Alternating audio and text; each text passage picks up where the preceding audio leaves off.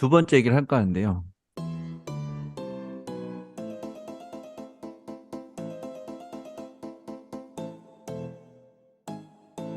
제가 집합이 뭔지를 골라온 이유는 뭐냐면은 사실은 수학에서 제가 생각하기에 그게 뭐냐라는 질문을 했을 때 대답할 도구가 집합 말고는 없는 것 같아서 그랬거든요. 집합 없이는 안 되겠죠? 근데 요즘에 그 중학교에서는 집합을 안 배운다고 하더라고요. 네, 고등학교 때 1학년 2학기 때 수하라는 단원이 있는데 거기에 제일 네, 처음에 나와요. 예전에 저희가 배울 때는 고등학교 1학년 올라가자마자 집합부터 시작했었거든요. 근데 네네. 지금은 약간 교육 과정이 바뀌어서 그 그러니까 1학년 중간쯤에 나온다고 보시면 돼요. 고등학교 1학년 중간 정도에. 그러면 약간 고등학교 1학년 중간 되기 전에는 그게 뭔지 알려고 하지 말라는 그런 뜻인 걸까요?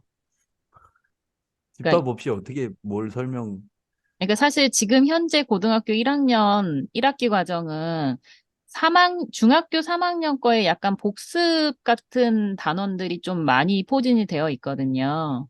그러다 어, 보니까 집합이 조금 뒤로 밀려난 그런 형태가 되어 있는 상태예요, 현재는. 음, 뭐, 사실 제 생각엔 집합 없어도 되죠. 그냥 내가 이야기하고 싶은 거 있으면 지난 시간에 했던 얘기 반복되는 느낌이긴 한데 내가 뭐 사과를 이야기하고 싶으면 뭐 사과 가져와서 이야기하면 되죠. 사과 하나 가져와서 나 사과에 대해 이야기했어 라고 하면 다른 사람은 그러면 네가 가져온 사과 말고 다른 사과에 대해서는 이야기 어떻게 할 건데? 라고 하면 또 다른 사과 하나 더 가져와서 이야기하고 계속 이거 계속 반복하면 되죠. 계속 반복하면 되는데 저는 별로 안 그러고 싶거든요. 너무 귀찮고 해가지고 그렇게 할 바에 차라리 그냥 어떤 바구니에다가 뭐 엄청 큰 바구니에 지구에 있는 사과를 다 담는다. 이렇게 얘기를 해서 이 바구니만 가져와서 이야기를 하면은 그냥 끝나는 문제인 거잖아요. 사실 우리가 집합을 이야기할 때 보통 집합 자체를 목적으로 이야기하는 게 아니라 이 집합이 가지고 있는 원소가 어떠냐. 이걸 이야기하는 게 목표니까. 사실 집합을 당기는 애들만 잘 있으면은 집합 뭐 없어도 될 것 같아요. 근데 그런 원소를 내가 하나만 이야기한다고 내 말이 뭐 반박을 안 하는 사람이 없는 게 아니니까 그런 어떤 내 말에 어떤 뭐라고 해야 될까요? 타당 맞는 정도 타당함 그런 걸 이야기하려면 아무래도 많은 게 좋으니까 그 그걸 근데 내가 사과를 100개, 1000개, 10,000개 들고 다니면서 이야기할 수 없으니까 그냥 뭐 집합이란 바구니에 담아서 와서 이야기를 하는 거죠. 그냥 어떤 제 생각엔 집합은 그냥 편의성의 문제인 것 같아요. 그냥 사실 사실 없어도 그냥 제가 사과 한 개 가져와서 이게 사과예요.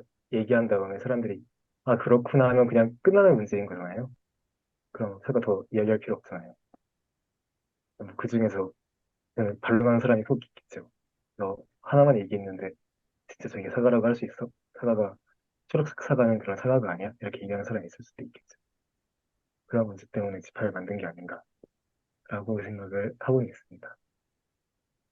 지난번에 제가 집합을 나타내는 방법 중에 자, 여기까지가 다 집합이야. 이렇게 원소를 다 나열하는 방법이 있고 그게 아니고 이렇게 자, 여기에 들어오려면 이런 조건을 만족해야 돼. 라고 얘기하는 방법이 있다고 이야기했는데 그럼 제가 전혀 다른 질문이 사실 있습니다. 그 원소를 나열하는 방법은 수학에서 별 쓸모가 없나요? 방금 뭐, 약간 사과를 일일이 보여주는 게 그런 식인 것 같은데.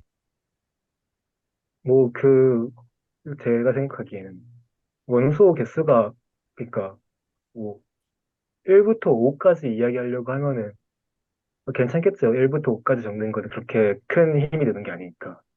뭐 10까지도 괜찮을 것 같아요. 뭐 조금 고생하면은 한 20까지도 할 수 있을 것 같아요. 근데 만약에 그게 50, 100, 1000 이렇게 쭉 가면은 사실 뭐 1000, 뭐 1억, 10억 이런 것도 뭐 수학에서 얘기하는 무한의 개념이 아닌데 그런 뭐 10억, 100억에 대해서도 100억 개에 대해서도 이야기하려고 생각을 해보면은 그거 100억 개 언제 다 적고 있을 거예요. 적는 게 사실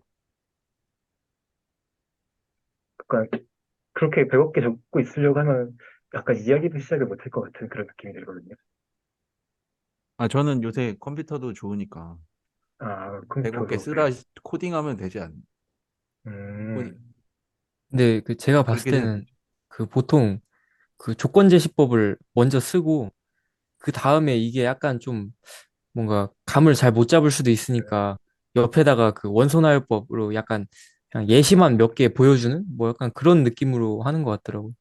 그리고 애초에 그 조건 제시법의 조건이 뭔지만 이해하면은 굳이 그 조건에 해당하는 걸 뭐 예를 들어서 2의 배수만 그 나열하라라고 했는데 그 2의 배수가 무슨 의미인지 어떤 약간 감을 잡는 용도로 뭐 그거를 그러니까 원소나열법을 그 예시를 몇 개만 보여줄 수는 있겠는데 그거를 감을 잡았는데도 굳이 뭐 2의 배수를 뭐 무한히 쓸 필요는 없을 것 같아가지고 약간 제가 봤을 때는 그렇게 많이 하는 것 같더라고. 아, 뭐 음. 그런, 이런 쓸모가 있을 수 있습니다. 짝수를 모르는 사람한테 짝수를 이야기하려고 하면은 뭐 짝수들을 모았어 라고 얘기를 하는 것보다 2, 4, 6, 8, 10, 12, 아니, 12, 14, 16 쭉 적어주면은 그 사람이 뭐 나누기를 알고 있다면 2로 나눠서 뭐 0이 나오는 수들을 모았구나. 이렇게 이런 경우 그런 일일이 적는 게 도움이 될 수도 있겠죠.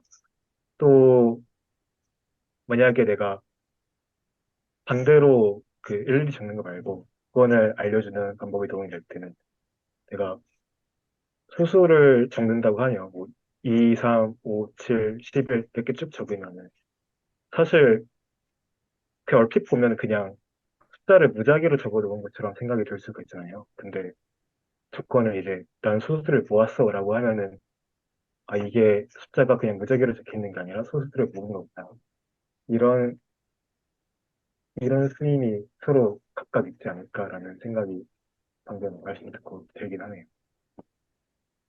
근데 이 그 지식의 저주라는 말이 있거든요. 그게 뭐냐면은 한 번 알면 그걸 절대 되돌릴 수가 없는 그런 건데 제가 무슨 얘기를 하려고 그러냐면은 유리수가 뭔지를 생각했을 때 저는 아무리 생각해도 P분의 Q밖에 안 떠오르는데 그런 방법이 아닌 방법으로 유리수가 뭔지 중학생들한테 어떻게 가르쳐요?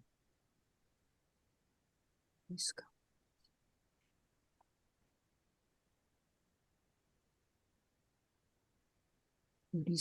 유리수가 뭔지를 P분의 Q가 아닌 다른 형태로 가르친다라는 게 왜냐면 그게 질문이시는 집합 거죠? 개념인데 집합을 음. 안 배운 애들한테 유리수가 뭔지를 알려줘야 되잖아요. 근데 사실 중학교 때는 집합이라는 게 뭔지는 구체적으로 모르는 상태에서 유리수를 먼저 배우기는 하죠. 네, 네, 유리수의 정의 자체가 분수꼴로 나타낼 수 있는 있는 수들, 이런 식으로 가르치잖아요. 네. 그러면은 분수꼴로 고칠 수 있다. 그러니까 집합이라는 그 정확한 뜻은 모르지만 그런 애들을 모아놨다 이런 거는 관념적으로 지금 그냥 약간 직관적으로 아는 상태에서 배우는 게 아닌가라는 생각을 하거든요. 그러면 3분의 1, 얘 분수꼴로 고칠 수 있네? 그냥 2 이런 것도 2분의 4 이런 식으로 분수꼴로 고칠 수 있네? 그럼 얘도 유리수? 어떤 걸 한번 대입을 이제 분수꼴로 고쳐지는지를 확인을 하고 얘는 유리수가 되는구나.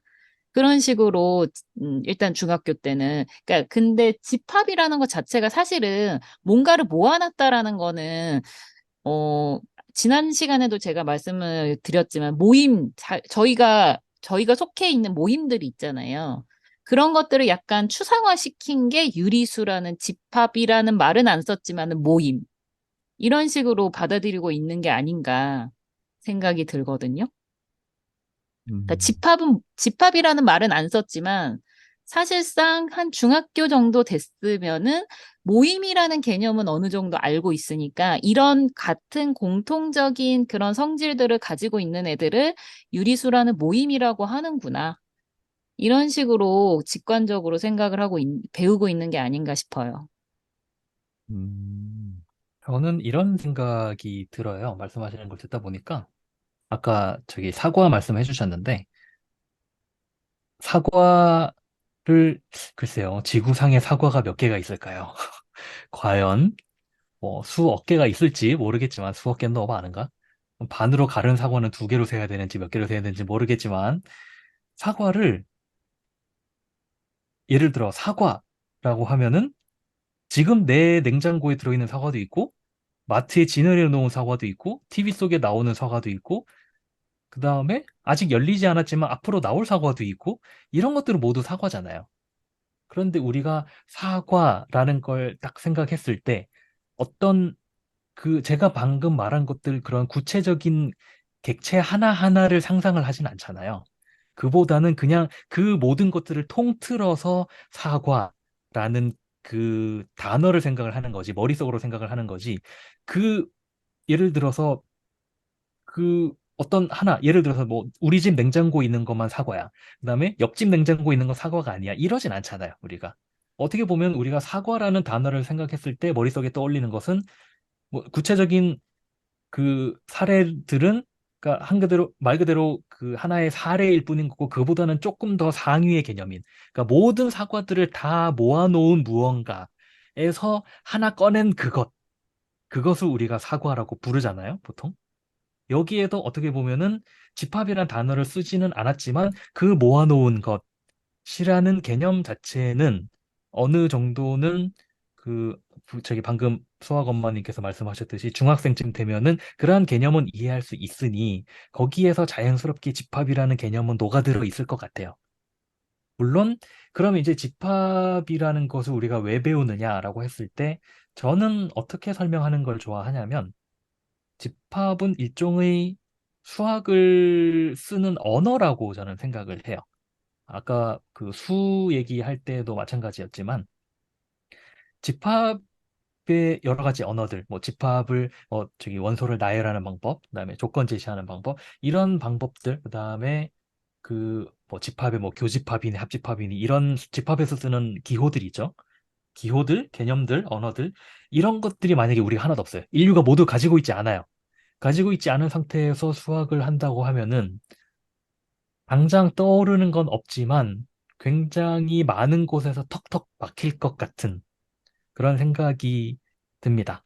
그래서 집합은 어떻게 보면은 그런 수학을 시작하기 위한 일종의 언어 체계라고 저는 생각을 해요. 그 혹시 집합을 누가 제일 처음 했는지 조사한 분도 계시나요? 처음까지는 모르겠는데, 좀 집합론이라는 거를 조금 잘 정리를 하셨었던 분은 지난번에도 말씀드렸었던 칸토라는 수학자가 좀 체계적으로 정립을 했다라는 거는 알고는 있어요. 아, 그게 그럼 약간 이런 처음인지는 거네. 잘 네. 모르겠네요. 약간, 아, 니들이 쓰던 그거, 정리해보니 이런 거야. 그런 일을 하신 거죠? 그러니까 거기다가 아, 무한집합에 대한 것도 좀 이렇게 체계화를 했다라고 저는 그 조사를 하긴 했었거든요. 그래서 제가 그렇게 그걸 알고 여쭤보려는데, 있어요. 왜 그 머리도 아픈 무한, 저번 시간에도 나왔지만, 그 얼마나 말이 안 돼요, 사실은. 자연수가 유리수의 부분인데, 사실은 크기가 똑같아. 예, 뭐 그런 걸로 치고 일단. 근데 왜 무한에 대한 거를 다루나요? 무한집합 하지 마. 그러면 무슨 문제가 생길까요? 근데 저는 일단 무한이라고 생각하면은 뭐가 좀 떠오르냐면 우주 공간이나 이런 것들이 사실은 우리가 알지 못하는 공간이고 어디까지 끝없이 펼쳐져 있는지를 모르잖아요. 그런 네. 우주 공간이 일단 무한하고 좀 연결이 많이 되거든요. 근데 천체를 관측을 하거나 하는 그런 과학자들이 무한에 처음에 그 관심을 좀 갖지 않았을까 하는 저는 좀 생각이 들고, 그러니까 제가 읽었었던 책에는 갈릴레오가 그 전체하고 부분이 다르지 않다? 뭐, 제가 말이 똑같은 말인지는 잘 모르겠는데, 그러니까 원래는 그냥 우리가 직관적으로 그냥 현실 세계에서 보면은 전체하고 부분은 당연히 전체가 더 크고 부분이 더 작다라고 생각이 들잖아요. 근데 전체와 부분이 크기가 지난 시간에 얘기했던 것처럼 짝수의 크기하고 자연수의 크기가 사실은 똑같잖아요. 자연수가 전체고 짝수가 부분이기는 하지만 짝수의 개수와 저기 자연수의 개수가 다르지 않다라는 얘기는 지난 시간에 했었잖아요. 그런 것들을 생각을 하다 보면 무한으로 자연스럽게 넘어가지 않았을까 싶습니다. 음, 저는 근데, 천체학을 잘 모르는데요. 근데 저희 어쨌든, 집에 뭐가 있는지도 잘 모르고. 근데 무한이라는 거는 어쨌든 좀 그 당시에는 굉장히 껄끄러운 거일 수밖에 없었을 것 같기는 해요. 지금도 사실 저희가 자연수의 개수하고 짝수의 개수가 같다 그러면 저도 아직은 그러니까 바다는 들여는 지는데 아직 좀 찜찜한 뭔가가 뒤끝이 좀 있단 말이죠. 그런 거는 그 몇백 년 전에 그 당시에는 더 받아들이기가 참 쉽지는 않았겠지만 어쨌든 받아들일 수밖에 없는 운명적인 그런 게 아닐까. 어떻게 그러니까 그 보면 받아들인다는 그런 의미가 흠을 잡을 수 없어서 그런 건가요? 그렇게 여길 수도 있고, 그러니까 이거 네. 반박하기가 사실은 쉽지는 않잖아요. 개수를 음. 센다라는 거를 그러니까 무한계에서 유한계에선 사실 크게 하나하나 세면 우리가 아까 얘기했던 센다라는 의미로 하나, 둘, 셋, 넷 이렇게 세면 되지만 무한계에서의 센다라는 거를 그렇게 정의할 수밖에 없잖아요. 어떻게 보면은. 그렇게 정의를 하다 보면은 자연스럽게 그 개수가 똑같다라는 결론에 이를 수밖에 없고, 불편하지만 받아들일 수밖에 없는 그런 운명적인 게 아닌가라는 생각이 아직 좀 발견 안 들었어요. 됐다고는 생각하지 않으시나요? 그래서 너무 아무 말 대잔치.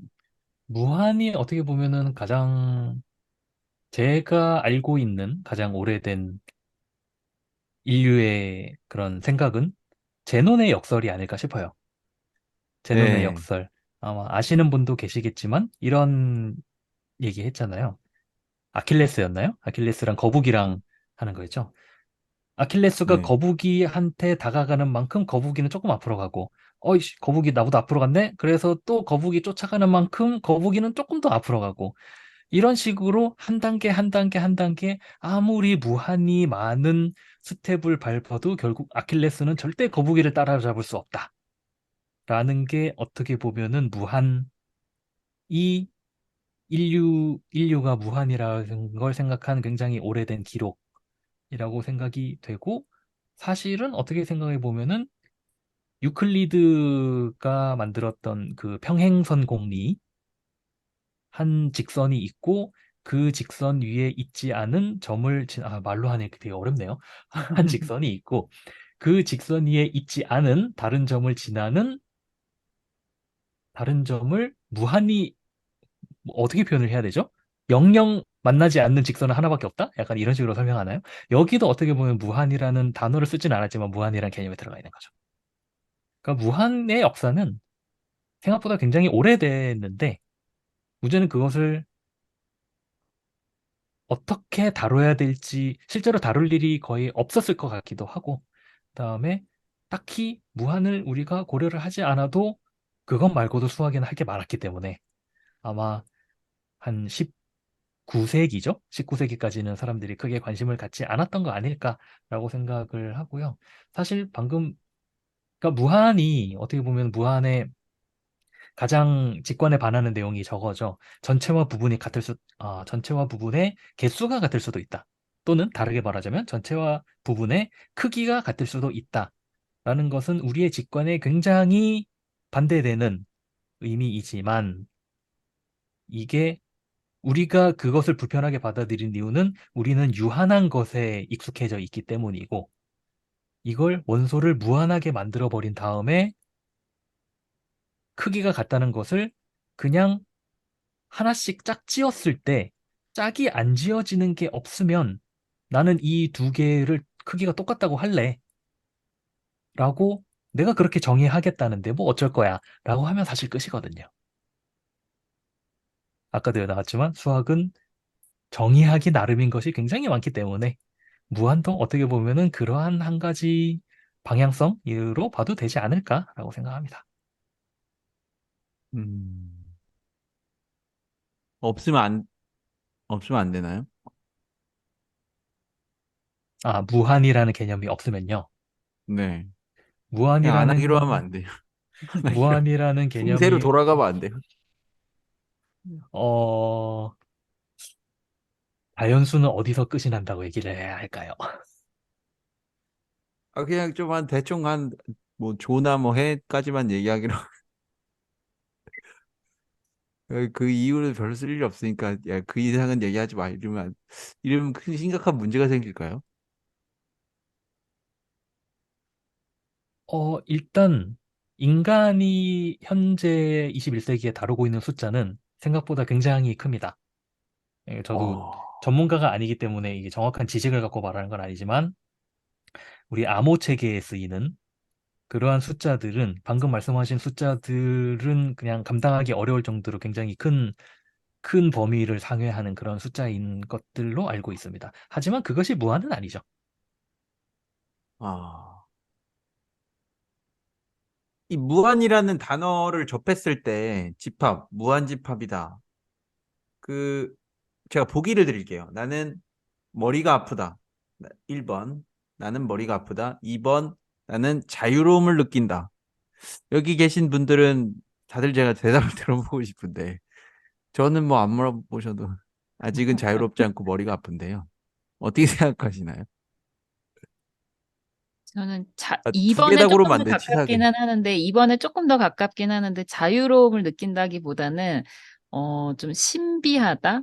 신비하다라는 아, 그런 느낌이 좀 들어요. 그러니까 어떻게 보면은 무한이라는 거는 우리가 가까이 갈래야 가까이 갈 수가 없는 거잖아요. 조금 가도 또 있고, 조금 가도 또 있고. 그렇기 때문에 우리가 실제로 가볼 수는 없는 그런 공간? 아니면 그런 숫자? 뭐 이런 약간 그런 개념인 것 같아가지고. 그 우리가 뭐 무한대 이렇게 해가지고 뭐 팔자를 옆으로 눕힌 그런 글자들을 수학에서 굉장히 많이 쓰지만 쓸 때는 많이 쓰면서도 당장 뭐 수학을 뭐 고등학교 수학 뭐 이런 거 할 때는 그게 신비하다라고 느끼진 않았었는데 그 대학교 가서 그 무한대에 대한 개념을 무한소라는 개념과 같이 뭐 입실론 델타 이런 식으로 그런 개념들을 많이 쓰거든요. 그거를 접하면서 굉장히 신비하다라는 느낌이 좀 많이 들었었던 것 같아요. 다른 분들은 어떠신가요? 저는 자유롭다라는 쪽이 조금 더 가깝기는 한데, 제가 그렇게 느끼는 것은 아직 무한대를 다룬 수학의 일부만을 알기 때문에 그럴지도 모릅니다. 왜냐하면 아마 언젠가, 뒤에 언젠가 나오겠지만, 무한도 급이 있잖아요. 네. 네, 무한도 급이 있단 말이에요. 자연수의 개수랑 뭐 실수의 개수랑 같은 무한대인데 급이 다른 무한대이다. 이런 얘기를 언젠가 우리가 나누겠죠. 사실 그런 거 생각하면은 내가 과연 이것을 즐길 준비가 되어 있는가라고 생각해 보면은 사실은 잘 그 얘기를 모르겠습니다. 어떻게 해야 될지 잘 모르겠어요. 네. 다른 두 분은 어떠세요? 무한. 근데 신기하긴 한 것 같습니다. 왜냐면은 집합이라는 거를 생각하면 무한한 거를 가둘 수 있잖아요. 그러니까 집합이 조금, 예, 지금 세 분, 네 분이랑 있다 보니까 제가, 예, 뇌가 세뇌당하고 있는 것 같아요. 근데 어쨌든, 다른 분들은 어떻게 생각하시나요? 무한. 저는 머리가 아픕니다. 알겠습니다. 그러면 굉장히 수학을 명료한 잘하는 대답. 사람들도 머리가 아픈가 봅니다. 재수생님 어떠세요? 그 약간 좀 3번을 해도 되나요? 아, 그럼요. 네. 아, 저는 그냥 솔직하게 그냥 과학 쪽을 좀 생각해가지고 그냥 뭐랄까 뭐 무한도 그렇고 뭐 여러 가지 뭐 공부하다 보면은 되게 이렇게 뭐 희한한 뭐 이렇게 좀 뭐 새로운 그런 감정을 느끼는 그런 걸 많이 보는데 근데 약간 보면은 솔직히 약간 그런 생각이 다예요. 약간 뭐 자연에 이런 게 있나 보다. 아니면 뭐 자연을 묘사하는데 뭐 이런 게 필요한가 보다. 솔직히 약간 그런 생각이 다이긴 합니다. 아, 그렇군요. 근데 끝날 시간이 됐습니다. 벌써 예, 끝날 시간이 됐고요. 그래서 자, 오늘 짧게 어떻게 하지? 다섯 단어로 오늘의 소감을 말씀하시면 되겠습니다. 저부터 한번 시도해 볼게요. 어, 머리는 아프지만 유익한 거 같은지 모르겠다로 끝내겠습니다. 저 모르겠다. 5글자 아니지 네. 않나요? 너무 긴데요? 이게 다섯 마디입니다. 아, 죄송해요. 다섯 다섯 마디. 마디로 해주세요. 다섯 마디. 예, 예, 예. 자, 다른 분들도 먼저 준비되시는 대로 손바닥을 보여주시면, 예, 그걸로 하겠습니다. 다섯 마디입니다. 다섯 제가 마디. 하겠습니다. 네, 네. 제가 하겠습니다. 게으르고 싶었지만 수학이 재밌어서 열심히 해버렸다. 아, 여섯 아, 마디인가? 열심히 해줘 버렸다. 이렇게 살 쓰겠습니다. 인간이네. 네. 또 다른 분들 다섯 마디입니다. 다섯 마디. 저 손바닥을 보여주시면 됩니다. 수학을 이야기하면서 공부하니 이것 또한 재밌구나. 이야, 이미 우주로 갔네요. 네. 제가 어찌. 하겠습니다, 그러면. 네. 생각보다 머리가, 머리가 아프지만 그래도 재밌다. 네, 이렇게 이야, 하겠습니다. 알겠습니다. 저 하면 되나요? 네. 마음을 놓고 하니 생각보다 아, 재밌다 하려고 했는데 이러면 네 마디가 되네요. 재밌고 또 재밌으면 되죠. 네, 뭐 알겠습니다. 여러분들 재밌게 들으셨는지 모르겠어요. 댓글 많이 남겨주시고요. 그 다음에 두 번째 다음 주 2편도 제가 또 재밌는 질문, 큰 질문 만들어서 돌아오도록 하겠습니다. 오늘은 여기까지 하도록 하겠습니다. 감사합니다. 안녕. 안녕. 안녕.